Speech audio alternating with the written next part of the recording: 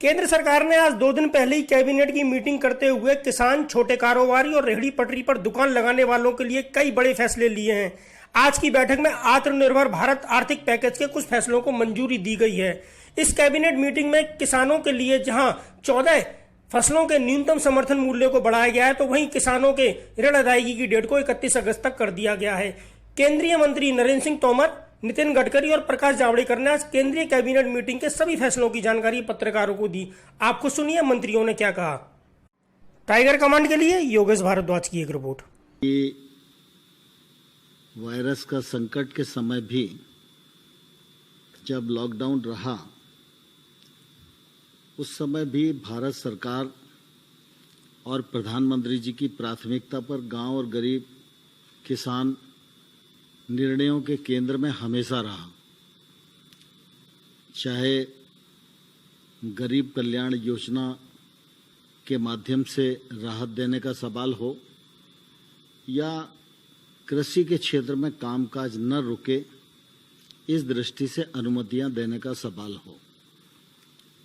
जब लॉकडाउन घोषित हुआ उसी समय फसल कटाई के लिए खड़ी थी, लेकिन कटाई का सवाल हो, उपार्जन का सवाल हो, मशीन की आवाजाही की अनुमति हो, मशीन मरम्मत के लिए वर्कशॉप की खोलने का सवाल हो, हर मामले पर सरकार ने संवेदनशीलता के साथ विचार किया और उसी का परिणाम है कि किसान ने प्रतिकूलता के मौके पर भी फसल कटाई का काम पूरा किया और इस बार बम्पर पैदावार करके किसान ने देश को समर्पित की है।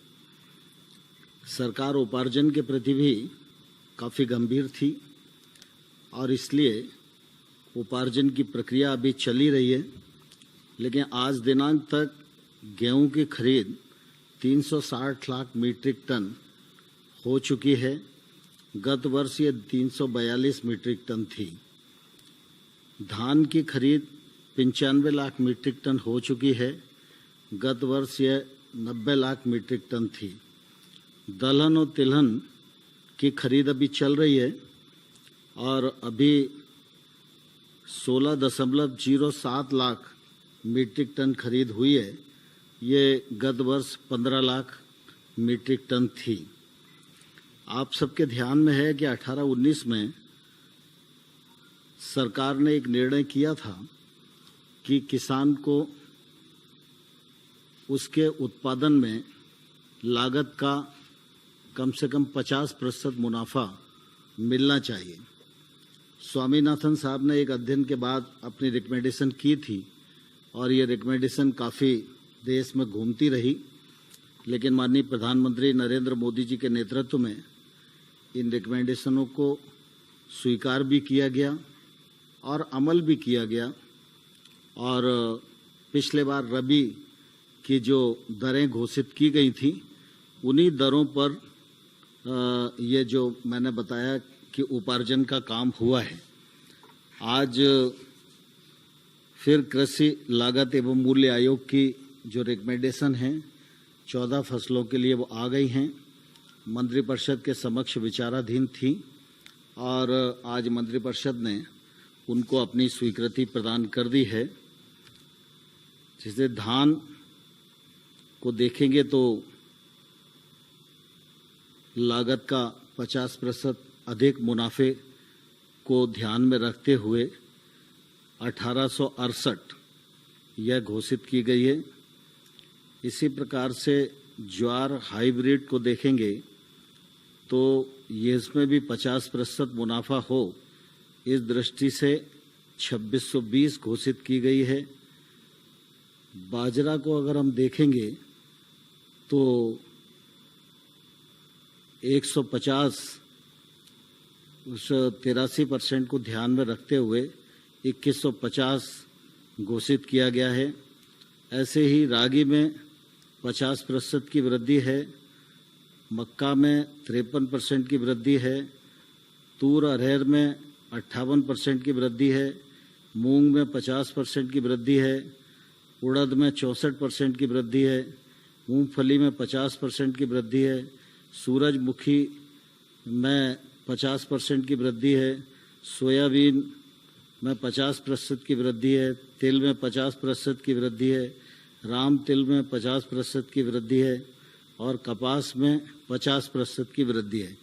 यह जो कृषि लागत और मूल्य आयोग है, यह सामान्य तौर पर एक पूरा मैकेनिज्म बना हुआ है जिसमें वो लोग मिलकर कृषक की उत्पादन में जो लागत आ रही है और लागत के समय जो जो चीज़ें उपयोग होती हैं, चाहे वो बीज की कीमत हो, खाद की कीमत हो, मानव का श्रम हो, बैल का श्रम हो, मशीन का खर्चा हो, डीजल हो, बाकी सारी चीज़ों को जोड़कर वो ये तय करते हैं कि लागत कितनी आ रही है और उसके ऊपर समर्थन मूल्य कम से कम 50% और उससे अधिक, जैसे मैंने 64 भी बताया, 83 भी बताया, इतना प्रतिशत उसमें बढ़ा है।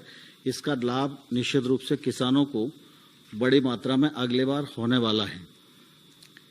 इसी प्रकार से अभी ब्याज छूट स्कीम के बारे में माननीय प्रकाश जी ने जिक्र किया था, तो ये ब्याज छूट योजना भारत सरकार की है। बैंकों का ब्याज हम लोगों को मालूम है कि 9% है। भारत सरकार 2% की अपनी तरफ से सब्सिडी देती है, तो 7% ब्याज पर किसान को कर्ज मिलता है और अगर किसान समय पर उसको चुका दे तो 3% की सब्सिडी उसे और मिलती है। तो ऐसे कुल मिला के अगर समय पर किसान अपना फसली ऋण चुकाने में सफल होता है तो किसान को 4% ब्याज पर कर्ज मिलता है।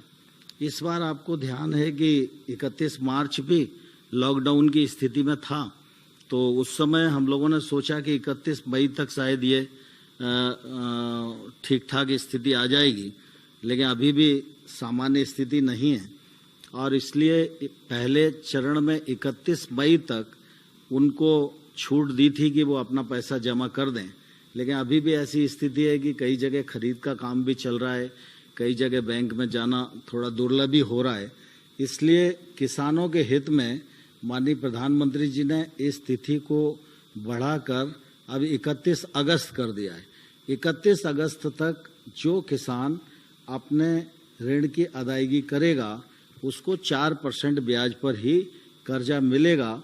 मैं समझता हूँ ये किसानों के लिए निश्चित रूप से बहुत बड़ी राहत है और इस दिशा में प्रधानमंत्री जी निरंतर सोचते भी रहते हैं। गत वर्ष का भी अगर हम देखेंगे तो सब्सिडी के रूप में 28,000 करोड़ रुपया किसानों के हित में इस कार्यक्रम के अंतर्गत हर किसान की जेब में जाता है। तो इस बार ये थोड़ा और ज़्यादा भी हो सकता है, लेकिन पिछले बार 28,000 करोड़ रुपए की सब्सिडी प्रदान करने की स्थिति आई थी। तो यह ब्याज छूट योजना के अंतर्गत देश भर का किसान ये सोच रहा था कि 31 मार्च को नहीं हो पाया, फिर उसको आशा बंधी 31 मई, लेकिन 31 मई को भी वो अवसर नहीं आ पाया, तो इसलिए फिर 31 अगस्त तक की ये छूट प्रदान की गई है। यह निश्चित रूप से किसानों के लिए बहुत ही लाभप्रद रहेगी। मुख्य रूप से मुझे इतना ही कहना है, बाकी नितिन जी आए हैं अपने सूक्ष्म उद्योगों के बारे में जो बड़े निर्णय हुए हैं उसकी जानकारी।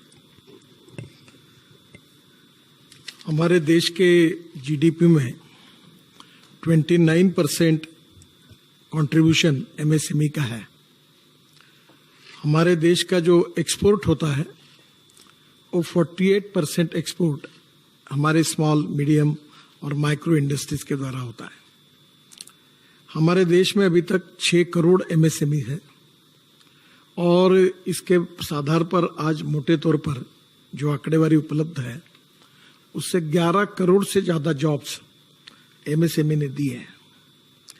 इस एमएसएमई की कोई मूलभूत समस्या भी थी और आज प्रधानमंत्री जी की अध्यक्षता में काफी अच्छे और बड़े निर्णय आज हुए हैं और निश्चित रूप से ये निर्णय देश के औद्योगिक विकास में बहुत ऐतिहासिक बदल करेंगे।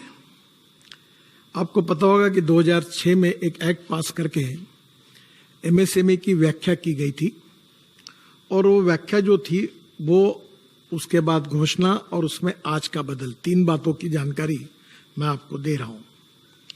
एग्जिस्टिंग यानी सबसे पहले पुराना जो बात थी उसमें मैन्युफैक्चरिंग सेक्टर और सर्विस सेक्टर दोनों अलग किए गए थे।